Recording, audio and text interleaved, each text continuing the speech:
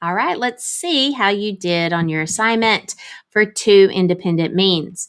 Okay, again, this was an actual AP question where we had either we had individual data for these by right pet fish lengths and the 10 individual pieces of data for the fish friends links of that fish species. We also had the summary statistics. Okay, so do we have convincing evidence that the average length of the adult fish of this species at Fish Friends is greater than the average at the by right one? So we're wondering if the second one is bigger, if Fish Friends is bigger than by right pets. So that matters when we go write our HA, our alternative hypothesis. Okay, here we go.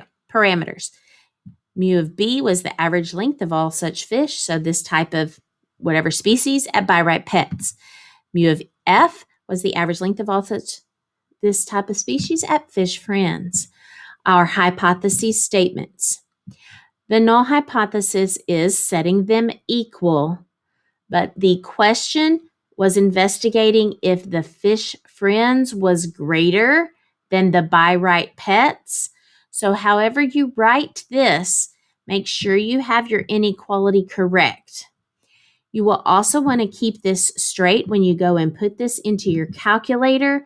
For example, I knew I was going to be putting the by right data in the first set of information in my calculator and the fish friends in for the second set of information. So that's why I kept my HA like this, so that when I do it in my calculator, the little symbol I use is this first is less than the second. Okay, moving on. We had to do 2 separate dot plots to show that they were both somewhat symmetric, unimodal, and no outliers. Look at your x-axis, the fish length of the by right pets, and the fish length of the fish friends, okay?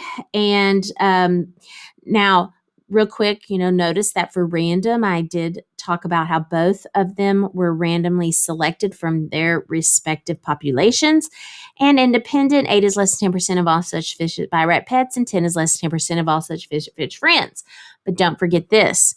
The fish from by right pets and fish friends are independent of each other. So there was not any fish counted in both groups. It is a 2-sample t-test for means. Oh, by the way, that was all approximately normal. Okay, so in my calculator, I went and did 2-sample t-test. I had asked you to practice doing this problem with the data in the list 1 and the list 2 so that you could practice the data tab on your calculator, because our notes yesterday had statistics, the summary statistics. So I just wanted you to practice with both. So list 1, list 2, and I wondered if mu of 1 was less than mu of 2. Never pulling. And there's our t-score, p-value, and the degrees of freedom. All right, so definitely p-value is greater than alpha. I failed to reject. No evidence that the average fish length of adult fish at this Fish Friends is greater than the average fish length of the adult fish of the same species at by right pets. Okay, done. Next, this one was a different situation, and it asked us to do a 95% confidence interval to interpret the difference in the average response times of the 2 different fire stations. Okay, we had the northern fire station and the southern fire station. So our parameters, 2 different means, the average response time of all such calls at the northern fire station, and mu of S was the average response time of all such calls at the southern. Assumptions. So again, for both, I stated that both were the 50 calls were randomly selected from their respective populations. I stated those separately. And independent, 50 is less than 10% of all such calls from those 2 things. And the calls for the 2 fire stations were independent of each other.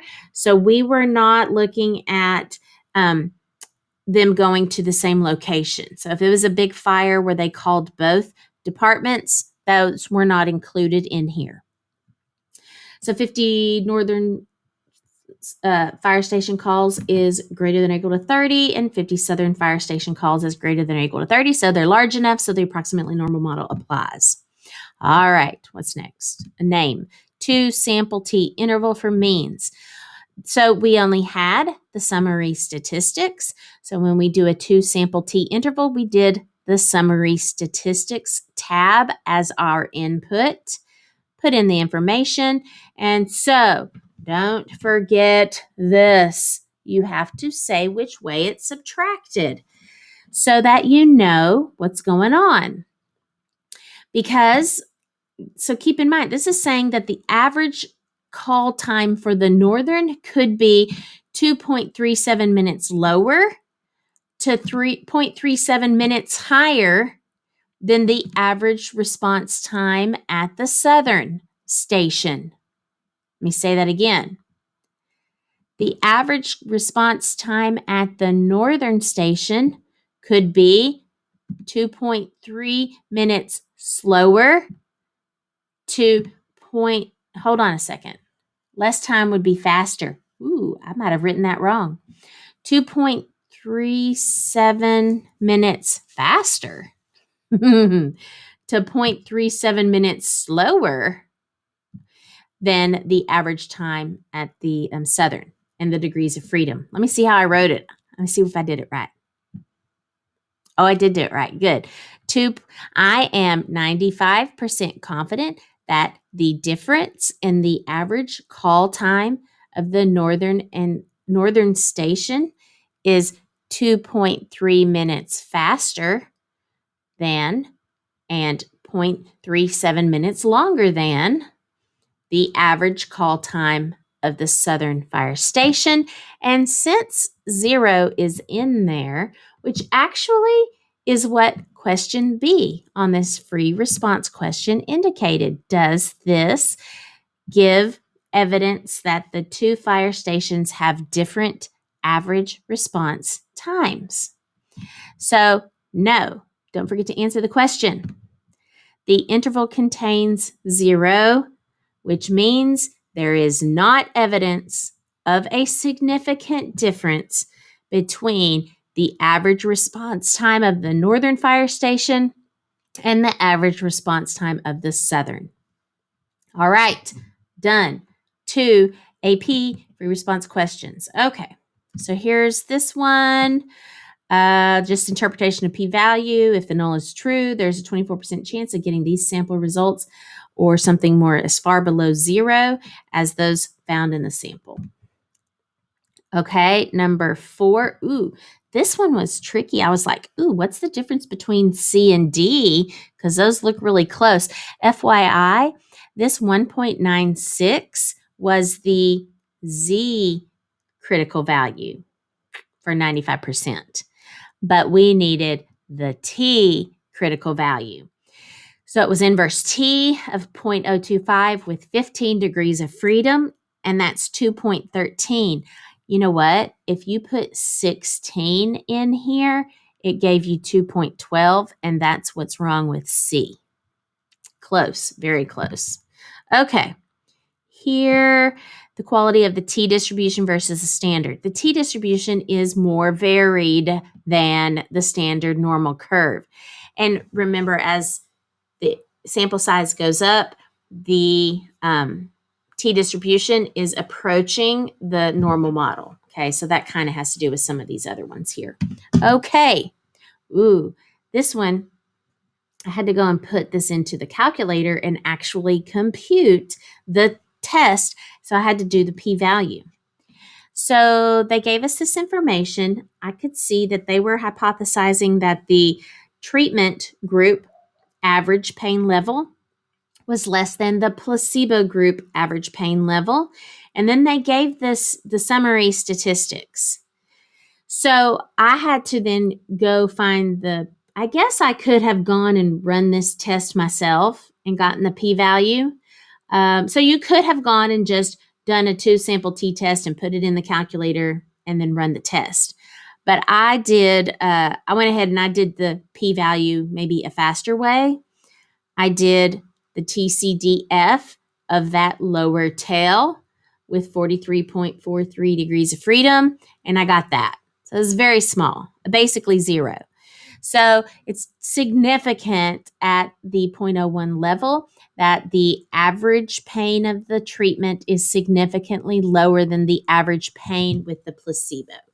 Okay. Alrighty then, number 7. Okay, we wanted to improve the weight gain. So I'm like, okay, I guess that means we want more weight gain. So I had to actually go compute and run the test and find the p-value. So I had the control diet information and the new diet information. And I was seeing if the average on the control is less than the average on the new diet. The new diet had more weight gain. So here is how I put all that information into my 2 sample T test. It gave me these results. So my p-value 1.63 times 10 to the negative 6th, very small. So is below 0.01. And here we go, number 8. So this question, again, is so vocabulary rich and takes much understanding of sampling distributions. So that's why I have this picture here to remind you what we're talking about. They state the income of the population is strongly skewed to the right. Okay? So then when you look in your answer choices, you have to read very carefully. Some of them reference, like letter B is just referencing the distribution for the income of the sample of 100. So do you see this picture here? This second picture here? That is just one sample's results. One sample's results, obviously, are still skewed. It's not until you get the sampling distribution of the X bars, a bunch of X bars, do you then have the normal model.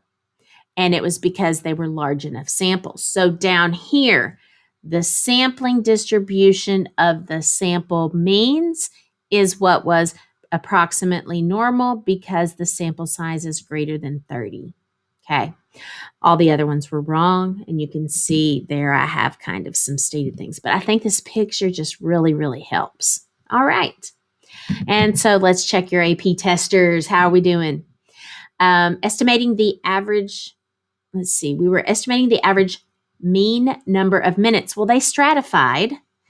And so remember that stratifying is grouping people into homogeneous groups.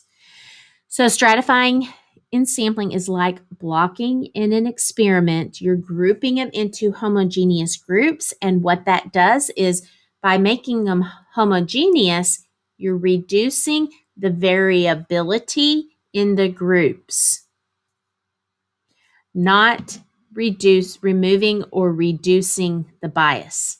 First of all, anything that says remove bias, wrong. Always wrong. You never can verify that you are removing all the bias. You can't eliminate bias. You can't completely remove it. The best you can do is reduce it. We randomize to reduce bias. We don't remove it. And so our blocking reduces variation. Blocking reduces variation because it's making those homogeneous groups. So we were decreasing variability. That's D or E. And we were not estimating the proportion of adults living in those areas. We were estimating the average commuting time. Okay. Number 2. Again, this was about blocking. So we randomized block design. Remember when you block, so like if we were going to do an experiment with those different blocks of the different locations, then you block by a trait that affects what you are measuring.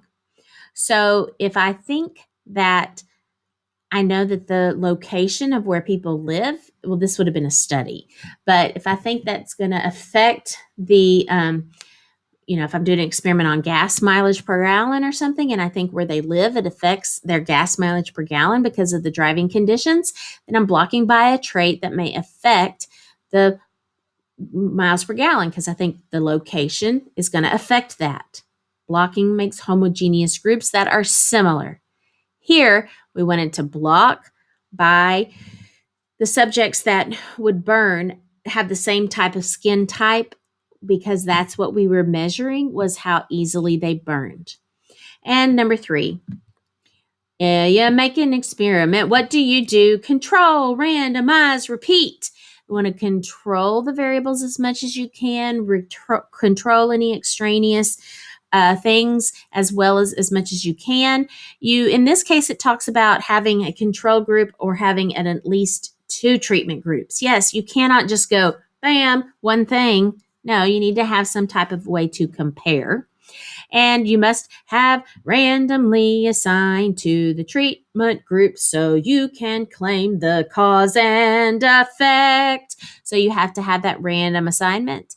And of course, multiplication or multiple subjects, multiple things doing it. You can't make a decision based on one. All right.